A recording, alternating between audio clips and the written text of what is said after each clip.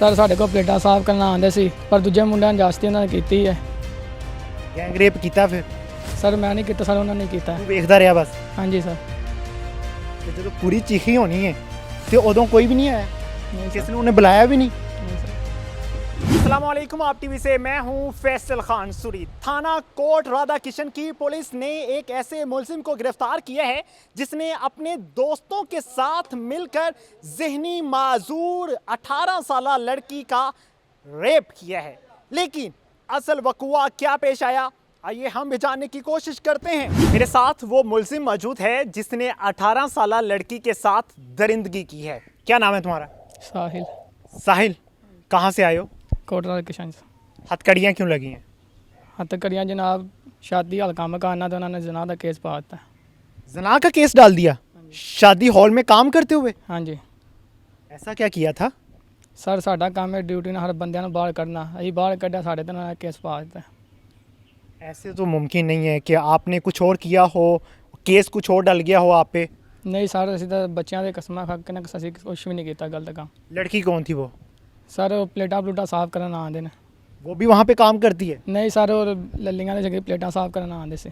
अच्छा, तुम्हारी उसके साथ कोई दुश्मनी? नहीं सर साड़ी कोई दुश्मनी नहीं किसी नाल।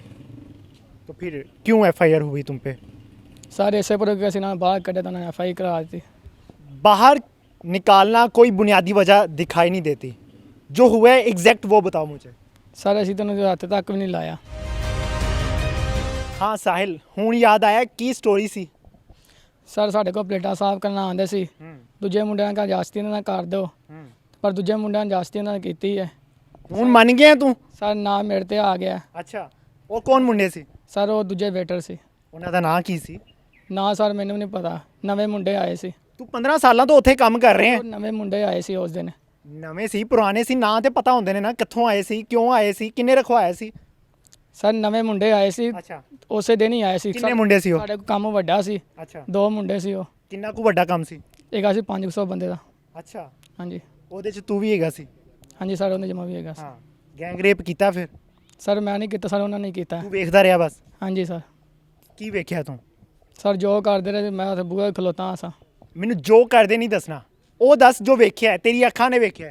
ਸਰ ਉਹ ਰੇਪ ਕਰਨ ਦੇ ਸੀ, ਮੈਂ ਉੱਥੇ ਖਲੋਤਾ ਸਾਂ। ਜਦੋਂ ਗੈਂਗ ਰੇਪ ਹੋਇਆ ਹੈ, ਉਦੋਂ ਬੱਚੀ ਕਿੱਥੇ ਸੀ? ਸਰ ਉੱਥੇ ਜਿੱਥੇ ਬਰਤਨ ਸਾਫ਼ ਕਰਦੇ ਸੀ। ਬਰਤਨ ਕੋਈ ਮਖਸੂਸ ਜਗ੍ਹਾ ਬਣੀ ਹੋਈ ਸੀ ਉੱਥੇ? ਸਰ ਕਿਚਨ ਹੈਗਾ ਸੀ? ਹਾਂਜੀ ਕਿਚਨ ਨਹੀਂ ਸੀ।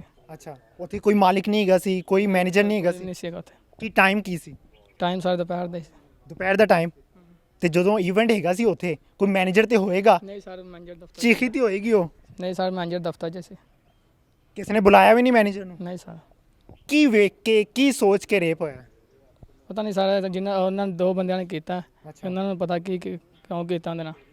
ਥੋੜੀ ਦੇਰ ਗੁਜ਼ਰੇਗੀ ਤੂੰ ਆਪਣਾ ਨਾਮ ਵੀ ਲੈ ਲੇਗਾ, ਹੁਣੇ ਲੈ ਲੈ ਆਪਣਾ ਨਾਮ। ਸਰ ਮੈਂ ਬਸ ਉੱਥੇ ਖਲੋਤਾ ਸਾਂ, ਨਾ ਕੋਲ ਮੌਜੂਦ ਖਲੋਤਾ ਹੈਗਾ ਸਾਂ। ਅੱਛਾ, ਜਦੋਂ ਕੋਈ ਚੀਖਦਾ ਹੈ ਆਵਾਜ਼ ਬਾਹਰ ਜਾਂਦੀ ਹੈ ਨਾ? ਹਾਂਜੀ ਬਾਹਰ ਜਾਂਦੀ। ਉਹਦੀ ਆਵਾਜ਼ ਬਾਹਰ ਨਹੀਂ ਗਈ? ਸਰ ਉਹਦੀ ਆਵਾਜ਼ ਬਾਹਰ ਗਈ ਹੈ। ਤੇ ਫਿਰ ਕੋਈ ਨਹੀਂ ਆਇਆ? ਨਹੀਂ ਸਰ। ਕਿਸੇ ਨੇ ਪੁੱਛਿਆ ਵੀ ਨਹੀਂ ਕੀ ਹੋਇਆ ਇੱਥੇ? ਨਹੀਂ ਸਰ ਮੁੰਡੇ ਆਪਸ 'ਚ ਚੀਖਦੇ ਝੁਕਦੇ ਪਏ ਰਹਿੰਦੇ ਨੇ ਉੱਥੇ, ਅੱਛਾ, ਤਾਂ ਇਹ ਪਤਾ ਨਹੀਂ ਚੱਲਿਆ ਕਿ ਮੁੰਡੇ ਦੀ ਆਵਾਜ਼ 'ਚ ਤੇ ਕੁੜੀ ਦੀ ਆਵਾਜ਼ 'ਚ ਫਰਕ ਹੁੰਦਾ ਕਿ ਨਹੀਂ? ਹੁੰਦਾ ਸਰ। ਤੇ ਜਦੋਂ ਕੁੜੀ ਚੀਖੀ ਹੋਣੀ ਹੈ ਤੇ ਉਦੋਂ ਕੋਈ ਵੀ ਨਹੀਂ ਆਇਆ? ਨਹੀਂ ਕਿਸੇ ਸਰ। ਨੂੰ ਉਹਨੇ ਬੁਲਾਇਆ ਵੀ ਨਹੀਂ? ਨਹੀਂ ਸਰ। ਬਾਅਦ 'ਚ ਵੀ ਬੁਲਾਇਆ ਨਹੀਂ ਉਹਨੇ? ਨਹੀਂ ਸਰ। ਕਿੰਨੀ ਦੇਰ ਤੱਕ ਇਹ ਰੇਪ ਹੁੰਦਾ ਰਿਹਾ? ਸਰ ਤਕਰੀਬਨ 10-15 ਮਿੰਟਾਂ ਤੱਕ। 10-15 मिनट तू देखता रहे हैं? हाँ जी सर। भाई मेरे किसी के साथ जुल्म हो रहा हो तो आप खामोश रहोगे? आपके बच्चों पे जुल्म हो रहा हो खामोश रहोगे? नहीं सर। तो फिर क्यों नहीं रोका आपने, या किसी को बुलाया क्यों नहीं आपने? सर रोका ही पर रोका नहीं हो। किस तरह रोकिया सी? सर बथेरे कहा कहने को तू जा पा तेनों कि लगे साढ़े ना। तू देखता रहा फिर होते? सर फिर साड़ी मजबूरी के साढ़े गल पैंदा सी मुंडे। ते बाहरों भी किसी को बुलाया जा सकता सी? सर उसे आप मैं डरिया पा की करा उन्हें ना। तू करता पिया सी डरे हैं? नहीं सर मैं तो उन्होंने वे के डरिया पा। अच्छा, तेन वेख के डर आंदा पिया सी? हाँ जी सर। ते तू क्या नहीं भैन नूं बचाओ यार? सर बथेरे तो मुंडिया ने क्या पाकिस्तान गल ही नहीं सुनी। चलें जी, मुलजिम के बकौल ये है कि मैंने रेप नहीं किया और मेरे कुछ कुलीग थे जिन्होंने रेप किया, लेकिन मुद्दई मुकदमा भी हमारे साथ मौजूद हैं, उनसे भी मुकम्मल वक़ुआ जानने की कोशिश करेंगे। नेक्स्ट प्रोग्राम लाजमी देखिएगा।